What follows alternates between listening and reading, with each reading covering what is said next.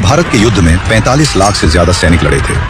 हर दिन हजारों सैनिक मरते थे, लेकिन रसोइये को पहले ही कैसे पता चल जाता था कि आज कितने लोग मरेंगे ताकि खाना बर्बाद न हो।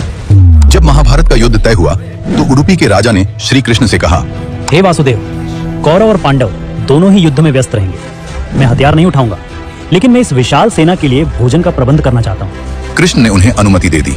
युद्ध शुरू हुआ। पहले दिन भारी संख्या में सैनिक मरे, दूसरे दिन उससे भी ज्यादा। लेकिन हैरान करने वाली बात यह थी कि उडुपी नरेश जो खाना बनाते थे वो न तो एक दाना कम पड़ता था और न ही एक दाना बचता था। युधिष्ठिर हैरान थे। उन्हें समझ नहीं आ रहा था कि राजा को कैसे पता चलता है कि आज कितने हजार सैनिक कम होने वाले हैं। 18 दिन बाद युद्ध समाप्त हुआ। पांडवों की जीत हुई। राज्याभिषेक के समय युधिष्ठिर अपने मन का सवाल रोक नहीं पाए। उन्होंने उडुपी नरेश से पूछा, महाराज, आप त्रिकालदर्शी तो नहीं हैं, फिर आपने 18 दिनों तक मृत्यु का सटीक अनुमान कैसे लगाया? खाने का यह सटीक गणित आपने कैसे किया?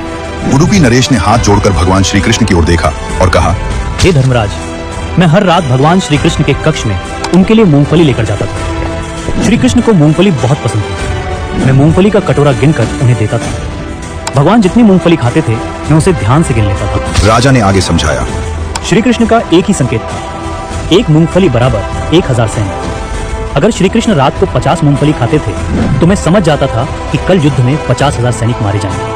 अगर वो 20 मूंगफली खाते तो मतलब 20,000 सैनिक मरे। मैं अगले दिन सुबह ठीक उतने हजार लोगों का खाना कम बनाता था। भगवान को पहले ही पता होता था कि कल विध्वंस कितना बड़ा होगा। ये सुनकर युधिष्ठिर और पूरी सभा नतमस्तक हो गई।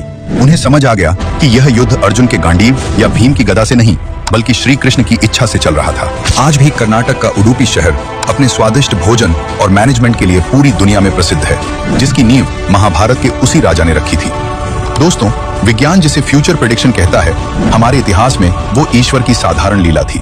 कमेंट में जय श्री कृष्ण लिखें और ऐसे ही अनसुने किस्सों के लिए डी कोड भारत को सब्सक्राइब करें।